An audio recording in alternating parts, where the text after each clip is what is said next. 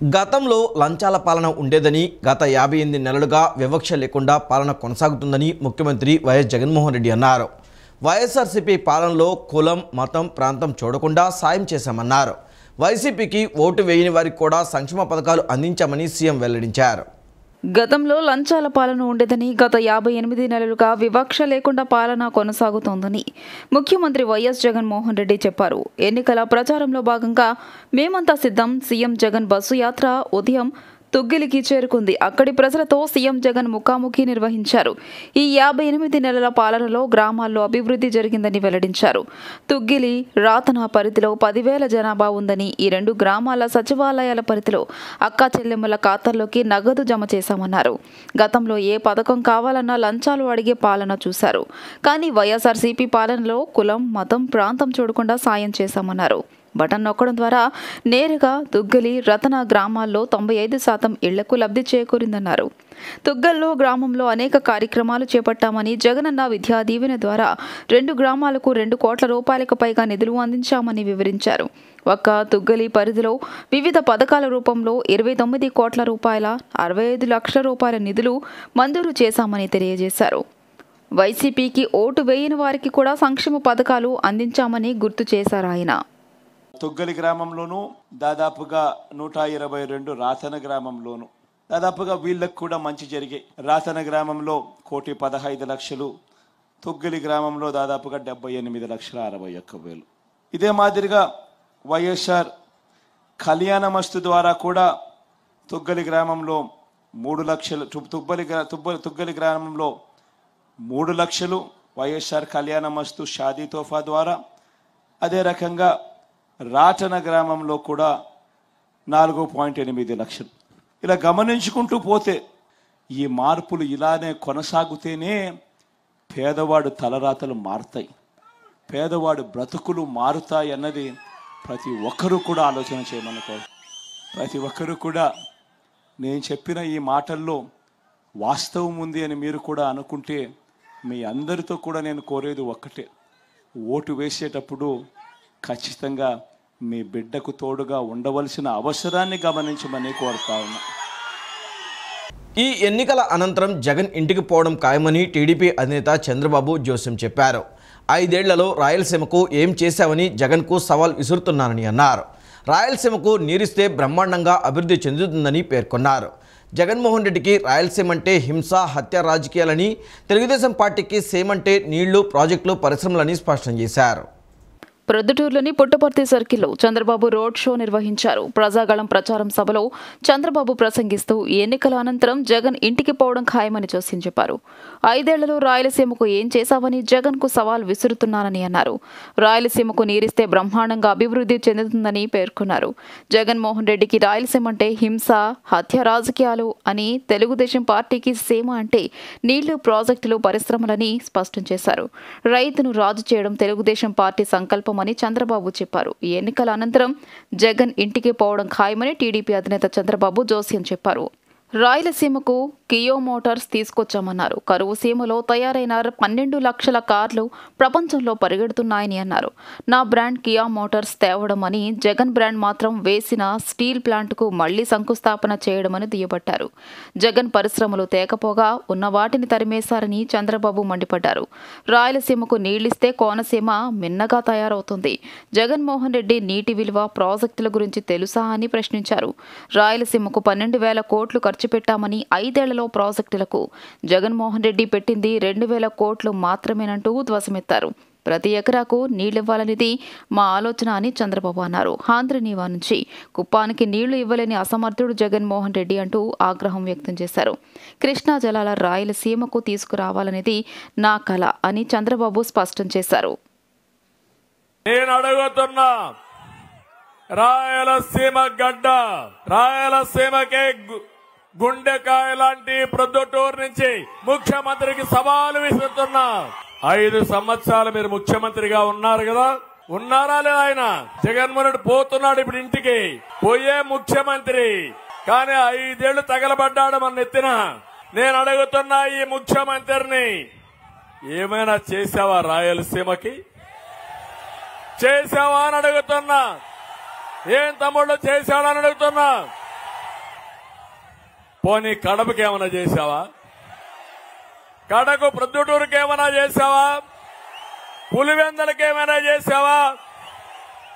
వచ్చావు కదా మొన్న 2 సార్లు స్టీల్ ఫ్యాక్టరీకి శంకుస్థాపన వేసావు కదా. అదే నేనుంటే శంకుస్థాపన కాదు, ఇనాగరేషన్ చేసేవాడిని స్టీల్ ఫ్యాక్టరీకి.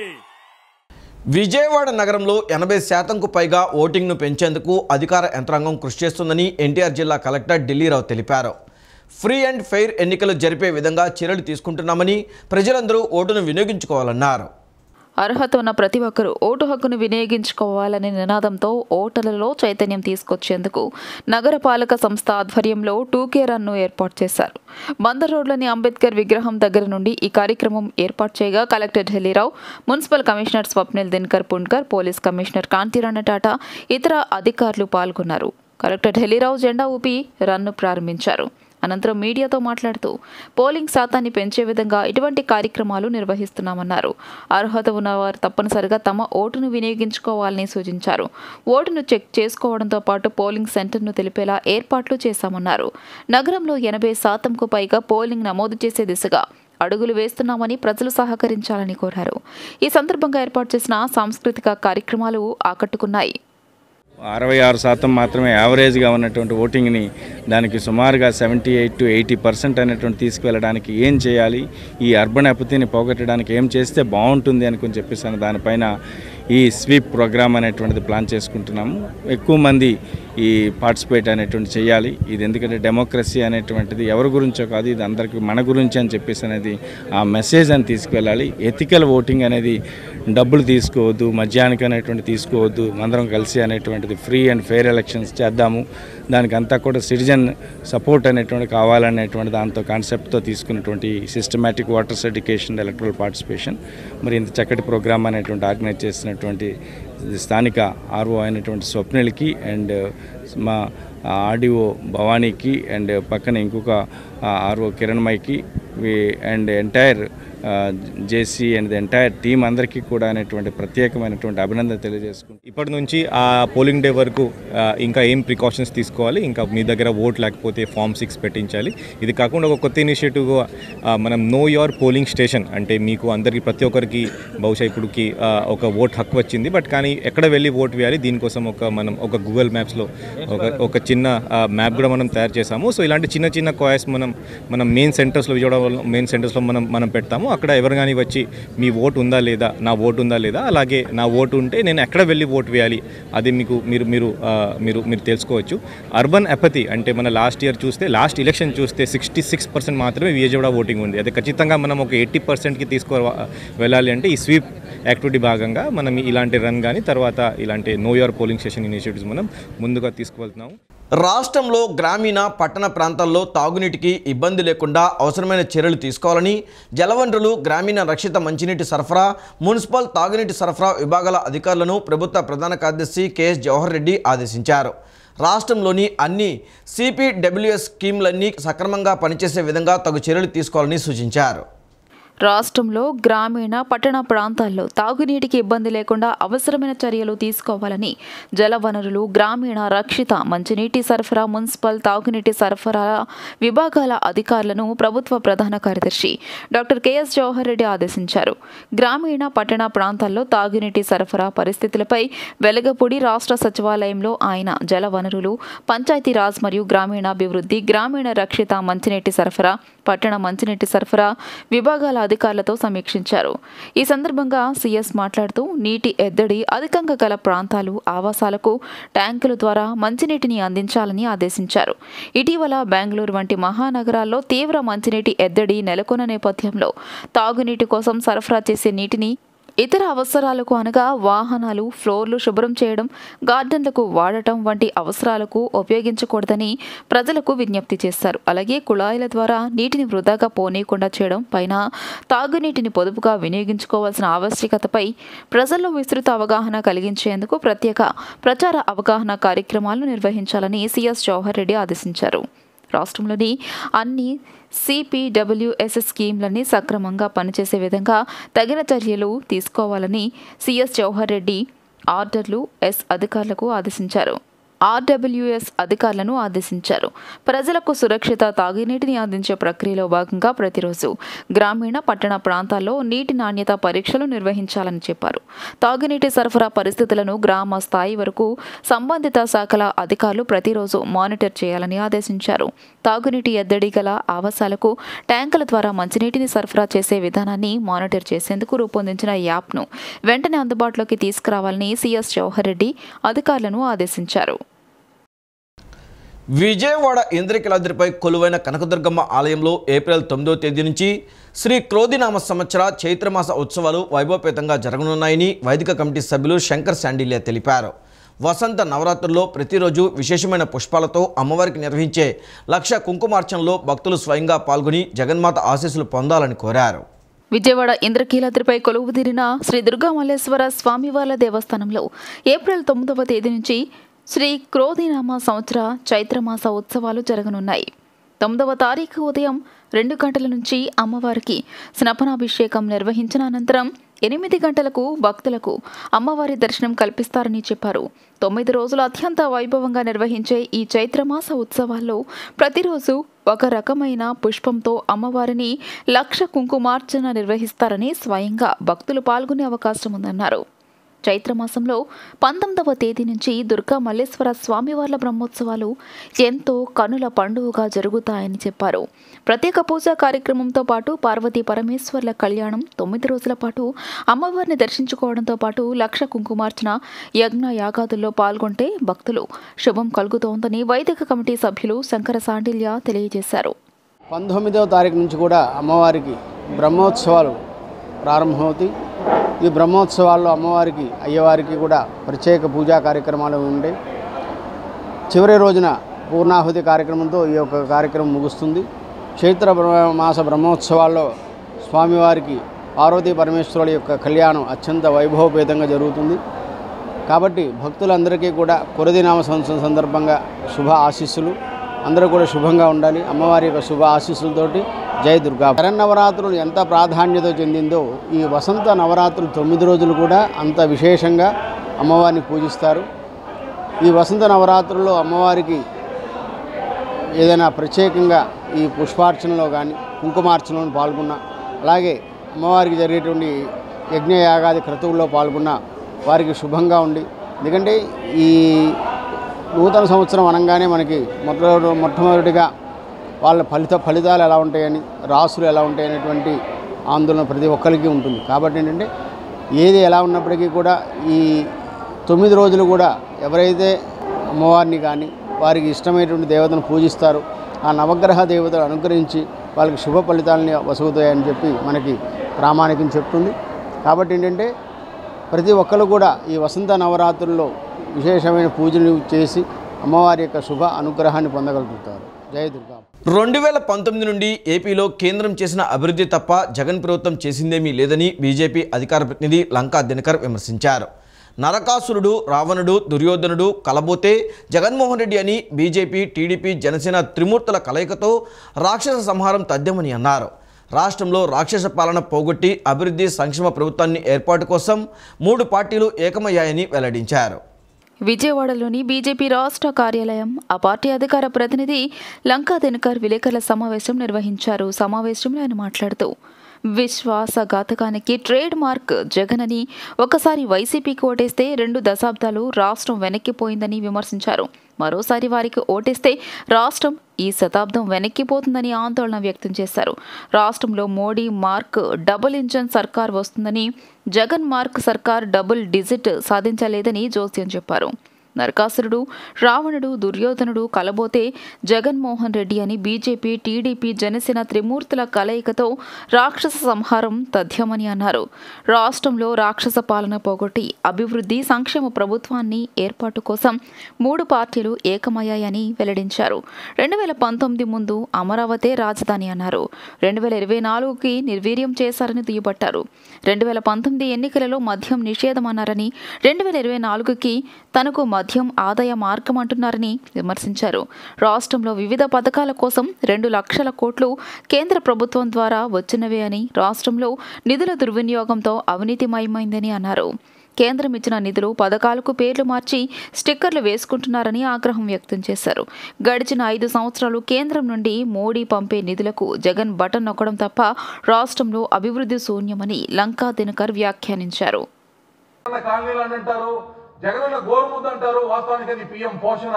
ఈ విధంగా కేంద్ర ప్రభుత్వ పథకాలకి పేర్లు మార్చి ప్రజల్ని నేను బటన్ నొక్కుతున్నాను అనేటటువంటి అబద్ధాలు అసత్యాలు ప్రచారం చేసేటటువంటి పరిస్థితి.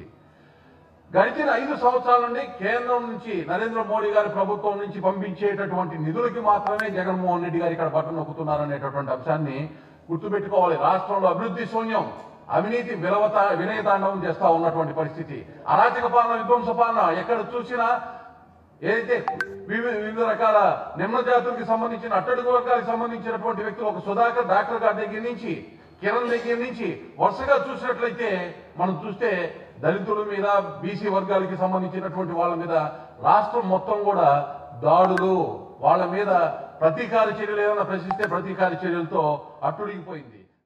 జగన్ పరిపాలనలో రాష్ట్రం తీవ్రంగా నష్టపోయిందని టీడీపీ కృష్ణా జిల్లా అధ్యక్షుడు మాజీ ఎంపీ కొనకళ్ళ నారాయణరావు అన్నారు. రాష్ట్రంలో అవినీతి అక్రమాలు రాజ్యమేలుతుందన్నారు. రాష్ట్రాన్ని సర్వనాశనం చేసిన వైకాపా ప్రభుత్వ కబంధ హస్తాల నుంచి ప్రజలను రక్షించడమే కూటమి లక్ష్యమని తెలిపారు.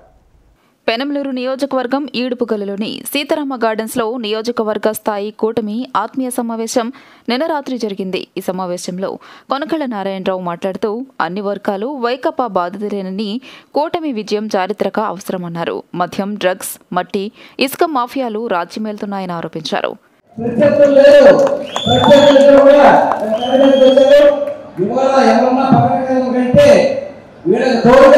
భారతీయ జనతా పార్టీ, జనసేన ఉన్నారు. ఇవాళ వైఎస్ఆర్ పార్టీలో గెలుపు గురించి ఏదైనా కలవకంటే అది పగడమే అవుతాయి తప్ప వాళ్ళ జీవితంలో ఎవరు కూడా గెలవలేరు. కన్నూరులో గోడె ప్రసాద్ గెలవడమే కాదు, సారథి నూజివీడులో కూడా గెలవాలి. నేను నా ఖాళీ అవకాశం చూసుకుని నేను కూడా వెళ్ళి సారథి నేను ప్రచారం చేసి వీళ్ళందరినీ గెలిపించడం, తెలుగుదేశం పార్టీ అధికారంలో తెచ్చుకోవడం. ఇవాళ జనసేన, బీజేపీ, తెలుగుదేశం పార్టీ అధికారంలో రావాలి, ఈ రాష్ట్రాన్ని కాపాడుకోవాలి. మీరంతా కూడా ఎన్డీఏకి మద్దతుగా ఉండి, మీరంతా చేతుల బోధనలో ఉండి జగన్మోహన్ రెడ్డి ప్రభుత్వాన్ని ఓడించి మన ఎన్డీఏ ప్రభుత్వాన్ని అధికారంలో తీసుకురావాల్సిన కోరుతూ మీ అందరినీ సెలవు తీసుకున్నాను. ఎమ్మెల్యే అభ్యర్థి బోడే ప్రసాద్ మాట్లాడుతూ టీడీపీ, బీజేపీ, జనసేన శ్రేణులు కలిసి విజయాన్ని అధినేత చంద్రబాబుకు కానుకగా ఇవ్వాలని పిలుపునిచ్చారు. పవిత్ర రంజాన్, గుడ్ ఫ్రైడే, టీడీపీ వ్యవస్థాపక దినోత్సవం రోజున 3 పార్టీల కూటమి సమావేశం జరగడం హర్షణీయమన్నారు. తనకు టికెట్ రావడానికి సహకరించిన ప్రతి ఒక్కరికి రుణపడి ఉంటానన్నారు. వేరే అభ్యర్థికి కేటాయించితే ఈ స్థానం కోల్పోతాము అని చెప్పి ప్రతిరోజు కూడా నా వెంట నడిచి చంద్రబాబు నాయుడు గారికి మీరందరూ పలికిన మద్దతుకి ఈరోజు చంద్రబాబు నాయుడు గారు నాకు ఇచ్చిన ఈ అవకాశాన్ని ఈ ఎన్నికల్లో ఏ క్షణం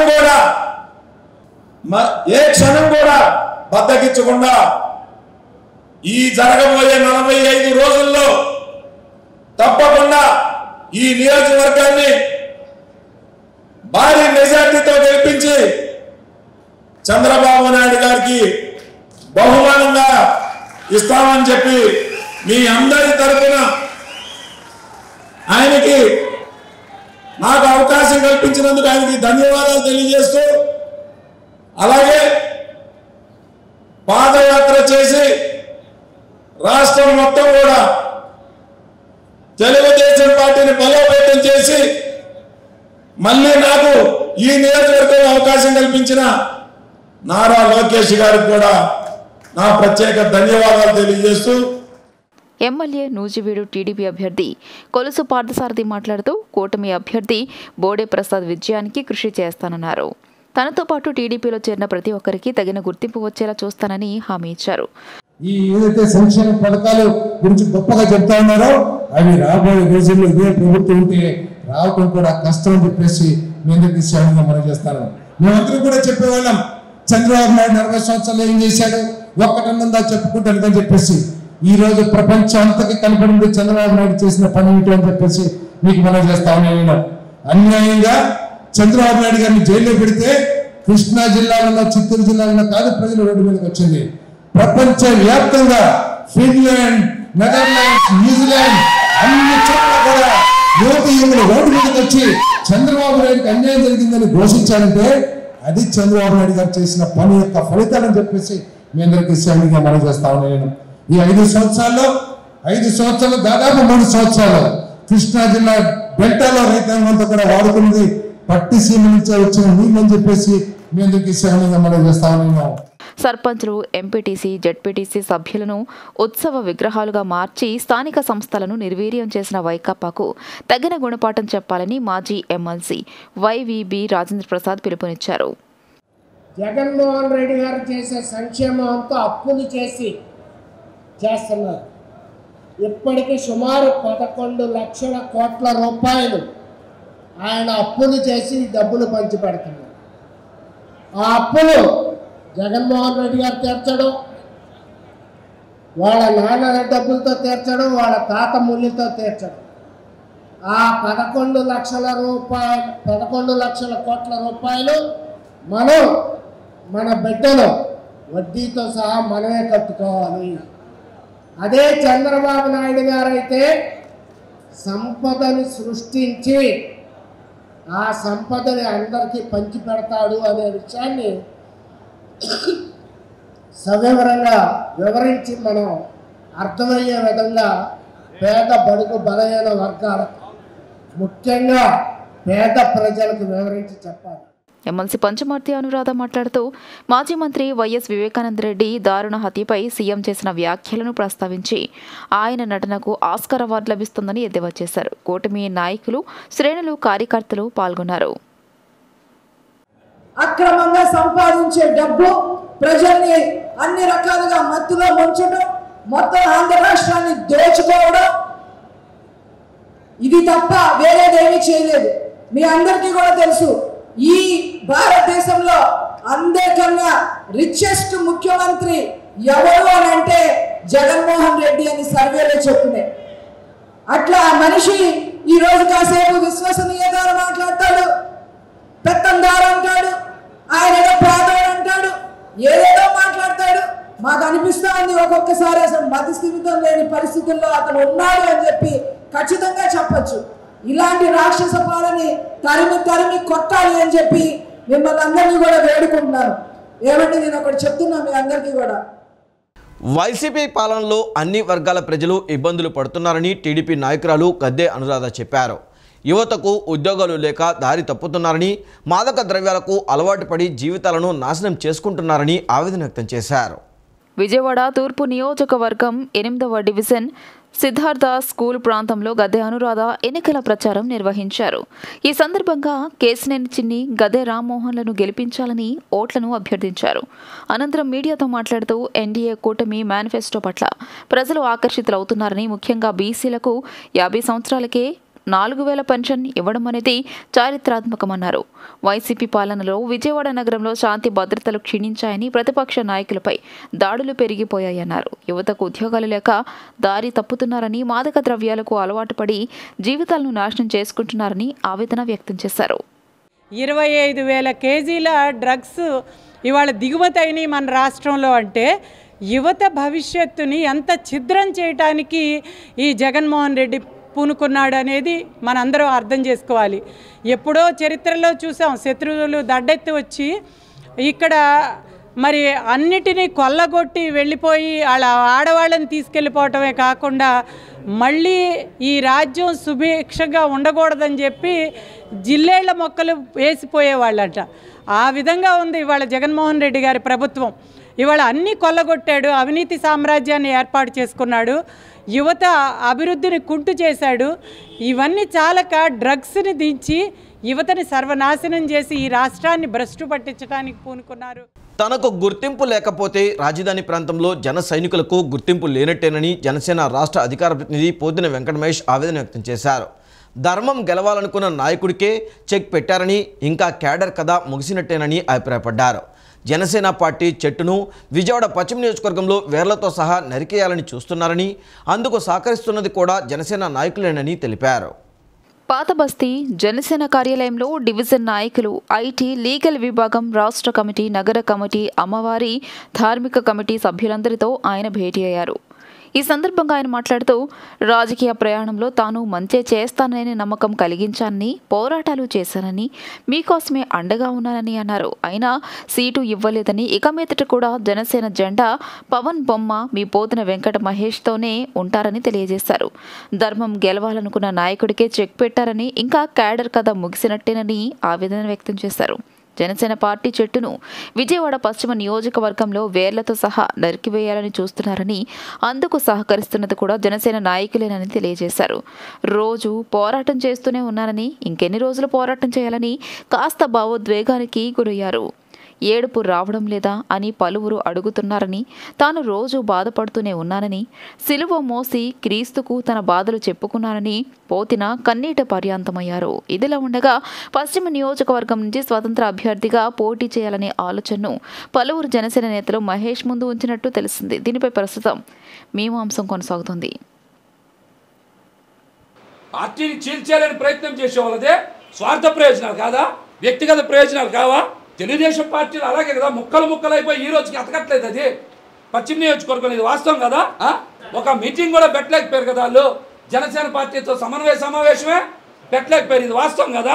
ఎలాగా ముక్కలైపోతేనే అలా జరుగుతాయి, ముక్కలైపోతేనే అలా జరుగుతాయి. ఒక మీటింగే పెట్టలేకపోయారు సమావేశం వాళ్ళ వల్ల. అలా తేడా వచ్చిందనే కదా 16 మంది డివిజన్ అధ్యక్షులను వాళ్ళే మార్చుకున్నారు.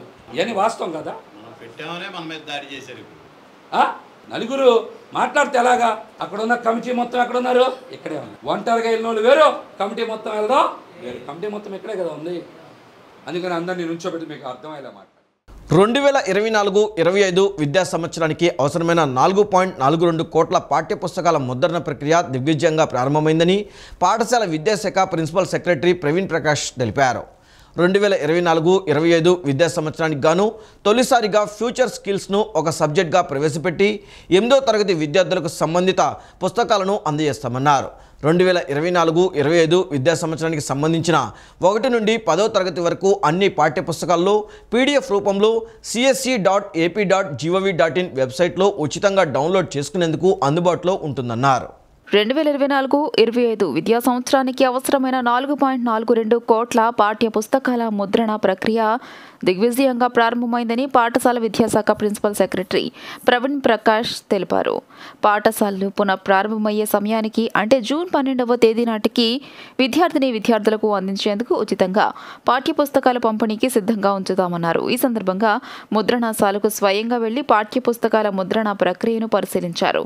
1 నుండి 10వ తరగతి వరకు గణితం, సామాజిక, భౌతిక, జీవశాస్త్రం వంటి సబ్జెక్టులకు సంబంధించి బైలింగ్వల్ పాఠ్యపుస్తకాలు ముద్రిస్తున్నామన్నారు. ప్రపంచంలోనే ద్విభాషా పాఠ్యపుస్తకాలు కలిగిన ఏకైక బోర్డుగా ఆంధ్రప్రదేశ్ బోర్డు నిలిచిందని ప్రవీణ్ ప్రకాష్ ఆనందం వ్యక్తం చేశారు.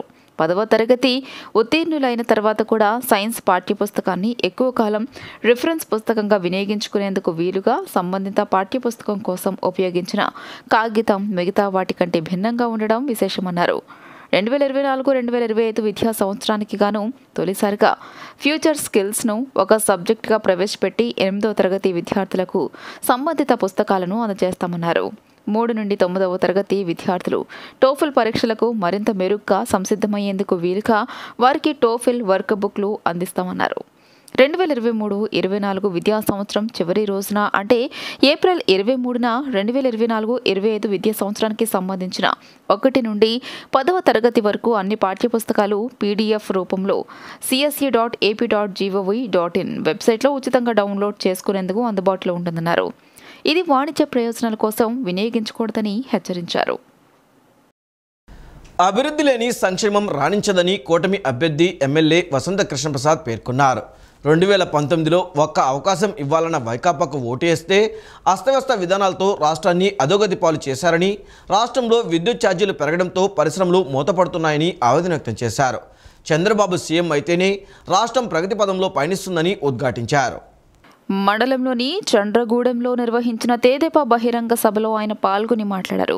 నియోజకవర్గంలో ఇళ్ల స్థలాల సమస్య నుంచి చెరువులను బ్యాలెన్సింగ్ రిజర్వాయర్లుగా చేయడం వరకు తానెంతగానో ప్రయత్నించినా వైకాపా ప్రభుత్వం నుంచి చలనం కనిపించలేదన్నారు.